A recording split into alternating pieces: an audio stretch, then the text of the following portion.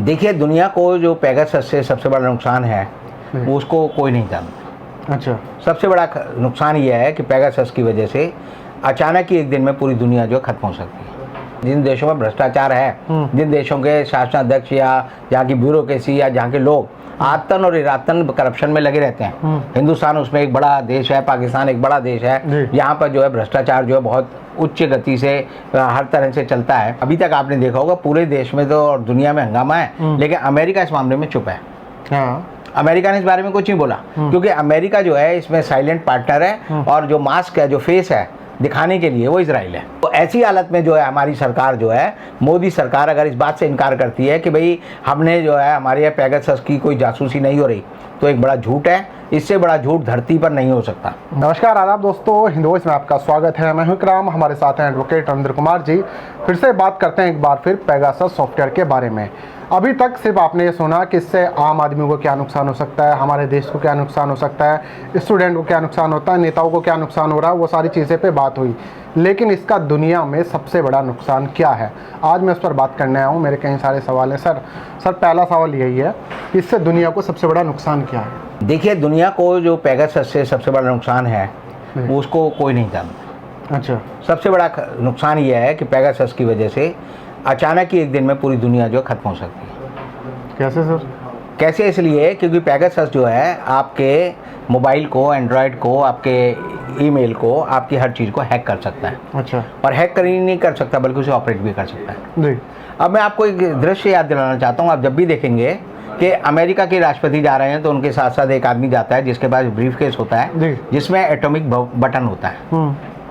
America के राष्ट्रपति की तरह जो है, जो 5 देश हैं जिनके पास एटॉमिक पावर है, चाहे वो रूस है, चाहे वो ब्रिटेन है, चाहे वो फ्रांस है, चाहे वो चीन है, सबके पास जो है हर एक का जो एक एटॉमिक बटन है, जो कि क्या है, कम्युनिकेशन रहता है वायरलेस। भारत के प्रधानमंत्री और पाकिस्तान के प्रधानमंत्री के पास भी हमेशा एक बटन वाला ब्रीफकेस लेकर एक आदमी चलता है, और वो जब भी चाहे उसे ऑपरेट करके आप जो है पूरी दुनिया के परमाणु बमों को चला सकते हैं। अच्छा। अब पेगासस से मान लीजिए कि हम इमरान खान के फ़ोन को अगर वो हैक कर लेता है, और हैक करने से सारा डाटा उसे मिल जाएगा कि इमरान खान के पास कौन कौन सी जानकारी जो है उसके परमाणु हथियार के बारे में, कौन कौन सी जानकारी है कि कैसे वो उसे ऑपरेट करना है। और चूंकि इमरान खान भी उस जो परमाणु बटन वाली जो ब्रीफकेस है उसको जब इस्तेमाल करना है, वो भी तो एक वायरलेस ऑपरेटर है। बिल्कुल। तो उस पर भी उसका पेगासस का कब्जा हो जाएगा। अब पेगासस उसको कमांड देता है कि तुम जो है वो अपने जो परमाणु बम है उन्हें छोड़ दो। तो दुनिया का अगर एक परमाणु बम किसी भी दूसरे देश पर गिरेगा तो पूरी दुनिया का जो एंटी एटॉमिक जो सिस्टम है उसमें दुनिया के सारे देश के परमाणु बम अपने हिसाब से अपने आप चल पड़ेंगे। अच्छा। और चलने का मतलब ये है कि 30 मिनट में पूरी दुनिया जो है खत्म हो जाएगी। तो पेगासस का मैं जो सबसे बड़ा खतरा मानता हूँ वो ये मानता हूँ कि पेगासस जो है आपके फौजी जितने भी खजाने हैं, फौजी जितने भी आपके सीक्रेट्स हैं, फौजी जितने भी आर्सेनल हैं जहाँ आप अपने हथियार रखते हैं, शस्त्रागार हैं, इवन वो आपके जो मोबाइल के साथ साथ जो है, जैसे आप नीचे से जो ATS होता है वो हवाई जहाज को जो कमांड देता है वो भी वायरलेस के थ्रू ही देता है। बिल्कुल। तो उसको भी वो हैक सिस्टम को हैक कर सकता है, और उसे हैक करके जो है पता लग गया आपके उसको पायलट को कहेगा कि तू भूल जा, बम तेरे को जो है हिंदुस्तान में नहीं गिराना, तेरे को पाकिस्तान में गिराना है या चीन में गिराना है, तो वो वहाँ चला जाएगा। तो एक तरह से ये जो है किसी भी सिस्टम को हाईजैक करने का सबसे खतरनाक तरीका है। अब पूरी दुनिया जो है इससे तबाह हो सकती है, ये मेरा मानना है, और इस बारे में लोगों का ध्यान नहीं गया अभी। पेगासस जो है बनाया किसने? पेगासस जो है नासा ने बनाया। अच्छा। पेगासस जो है इजराइल की कंपनी ने नहीं बनाया। आपको पहले भी याद होगा कि NSO कंपनी जो है उस पर एक बार कब्जा हो गया था सैन फ्रांसिस्को पार्टनर नाम की कंपनी का। 2016 में वो कंपनी जो है सैन फ्रांसिस्को पार्टनर, वो अमेरिका की कंपनी थी। अच्छा। और अमेरिका में जो भी इस तरह के काम होते हैं, स्पाईवेयर के काम हो या एटॉमिक एनर्जी के काम हो या अंतरिक्ष के काम हो, वो सारे नासा की निगरानी में होते हैं। और नासा और CIA का एक सीधा संबंध है। अच्छा। तो नासा, CIA और फिर जो है वहाँ पर जो यहूदी लॉबी है, जो कि इजराइल है, वो यहूदी देश है। तो यहूदी देश जो है उसकी एक बड़ी जो ताकत है अमेरिका में इसलिए है क्योंकि अमेरिका का सारे बड़ा पैसा जो है वो यहूदियों के पास है। और यहूदियों के पास पैसा होने की वजह से ही हिटलर ने उन्हें, जब जर्मनी में वे लोग थे, क्योंकि उस समय बैंकिंग सिस्टम पे पूरा अधिकार यहूदियों का था, तो उन पर उसने जो है अपना शिकार बनाया था और उसका मकसद ये था कि यहूदियों को मार दिया जाए और इनका पैसा जो बैंकों में और जगह है वो हथिया लिया जाए। तो जो यहूदी भागकर अमेरिका गए वो पैसा अपने साथ ले गए। अब ये हो गया कि आज के समय में जो है पेगासस जो है वो इजराइल की कंपनी चला रही है। अब इजराइल की कंपनी अगर चला रही है, उस पर पेगासस जैसा हथियार है, तो वो जो है इस हथियार का इस्तेमाल, जो जैसा मैंने आपको बताया कि एक तो बैंकों को आपसे पैसा खजाना लूटने में कर सकती है, और दूसरा जो है आपके जो इलेक्ट्रॉनिक और मिलिट्री और एटॉमिक आर्सेनल है उस पर कब्जा करके पूरी दुनिया में वर्ल्ड वार करके जो है कहीं भी किसी भी देश को तबाह कर सकती है। और किसी भी देश को तबाह करने का मतलब है पूरी दुनिया को तबाह करना, क्योंकि आज के समय में दुनिया जो है ग्लोबल विलेज है, छोटा सा गांव है। ये नहीं है कि टर्की में बम फटेगा तो हिंदुस्तान पे उसका असर नहीं होगा, या हिंदुस्तान में फटेगा तो चीन पे असर नहीं होगा। तो इसलिए जो है पेगासस के माध्यम से इजराइल ने एक तरह से 40 देशों को कहा है कि हमने इनकी सरकारों को अपने जो है पेगासस के ऐप बेचे हैं। तो वो बेचकर उन्होंने जो है वहाँ पर अपनी एक तरह से स्थायी अड्डा बना लिया है। और एक बात समझ लीजिए, जब पेगासस मान लीजिए हिंदुस्तान में अपना ऐप बेचती है, मान लो पाकिस्तान में बेचती है, या हम कहेंगे कि हंगरी में बेचती है या फ्रांस में बेचती है, तो वहाँ उसका ऑफिस होता है। अच्छा, ऑफिस ऑपरेट करने के लिए लोग चाहिए, और जो भी सर्विलेंस आपने इकट्ठी की उसको वॉच करने के लिए वहाँ का स्टाफ चाहिए।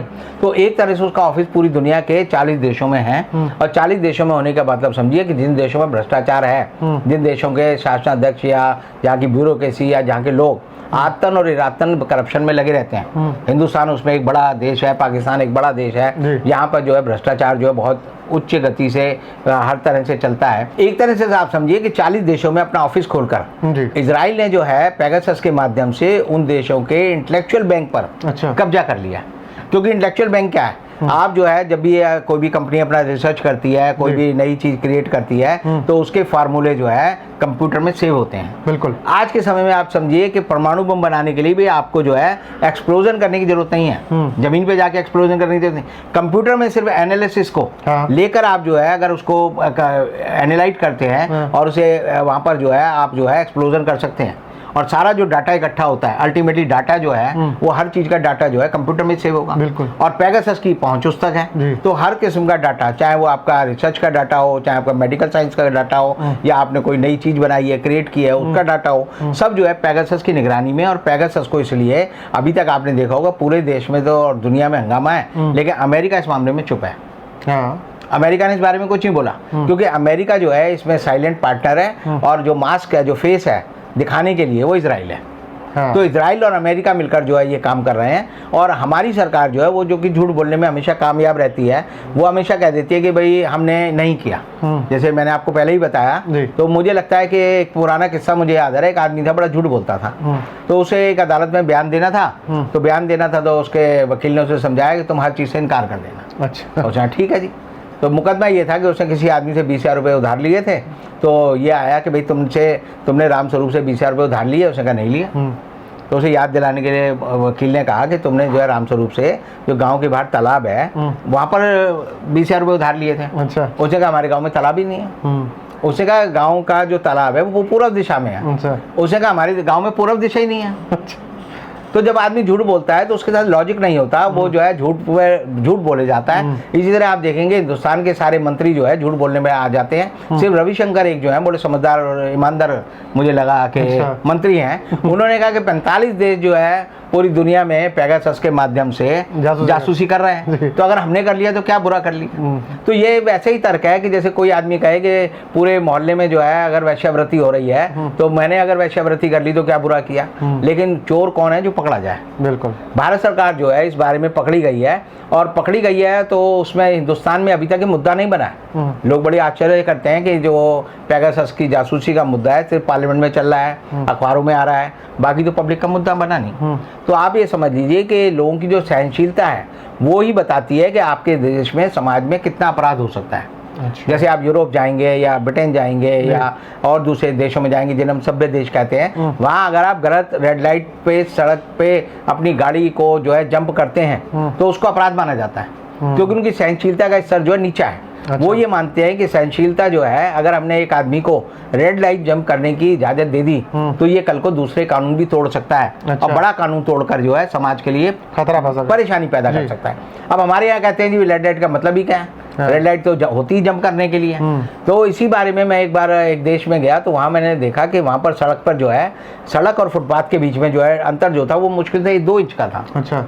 तो मैंने वहाँ बात करते करते वहाँ के एडमिनिस्ट्रेटर से मेरी बात हो रही थी, तो मैंने कहा ये इतना डिफरेंस क्यों है?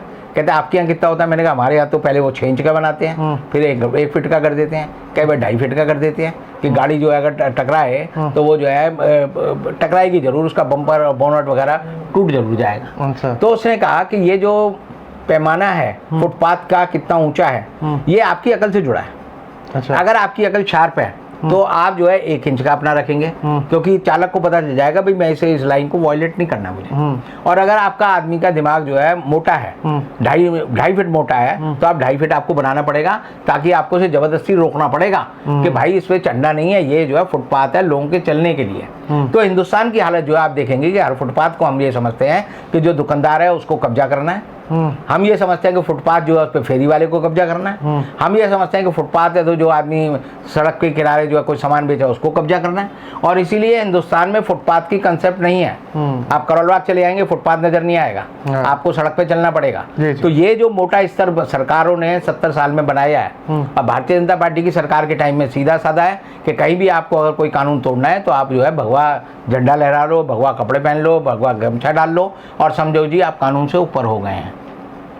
तो ऐसी हालत में जो है हमारी सरकार जो है, मोदी सरकार अगर इस बात से इनकार करती है कि भाई हमने जो है हमारे यहाँ पेगासस की कोई जासूसी नहीं हो रही, तो एक बड़ा झूठ है। इससे बड़ा झूठ धरती पर नहीं हो सकता। और इतना बड़ा झूठ बोलने के बाद भी अगर ये बेशर्म लोग जो है संसद में भी यही बात कहते हैं, बाहर भी यही बात कहते हैं, तो इसका मतलब ये है कि समझते हैं कि एक आग जली हुई है और उस आग को ये समझते हैं कि हम जो है अगर इसे इग्नोर करेंगे तो वो आग जलेगी नहीं। तो ऐसे में मुझे एक दुष्यंत कुमार का एक शेर याद आता है कि आप दस्ताने पहनकर छू रहे हो आग को, आप दस्ताने पहनकर छू रहे हो आग को, आपके भी खून का रंग हो गया है सांवला। मतलब आग तो जलती रहेगी और आपके हाथ को भी जलाएगी, दस्ताने को भी जलाएगी, लेकिन आप कब तक जलोगे ये देखने वाली बात है। लेकिन लोग जागरूक हो रहे हैं, पता चल रहा है उन्हें।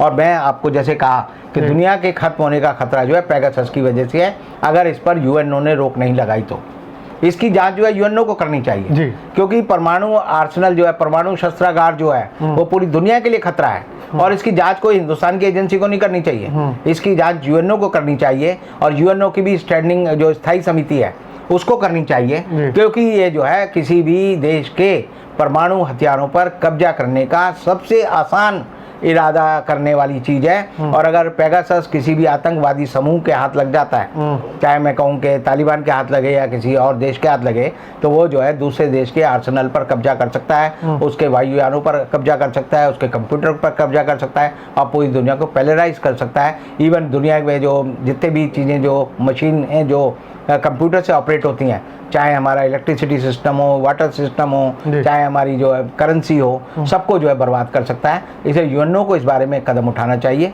और ये उसकी जिम्मेदारी है, भारत सरकार को उसमें सहयोग देना चाहिए। बहुत बहुत शुक्रिया सर, आपने दुनिया का सबसे बड़ा खतरा जो पेगासस से हो सकता है उसके बारे में जानकारी बताई। साथ ही आपने दिमागी स्तर का भी अपने बारे में बताया कि लोगों की अगर सहनशीलता ज़्यादा है किसी भी देश की तो अपराध ज़्यादा बढ़ सकता है। तो जो सीधा सीधा आपने उदाहरण दिया जनता को समझ में आया होगा। फिर किसी और एपिसोड में आपसे मुलाकात कराएंगे, तब तक के लिए दीजिए इजाज़त।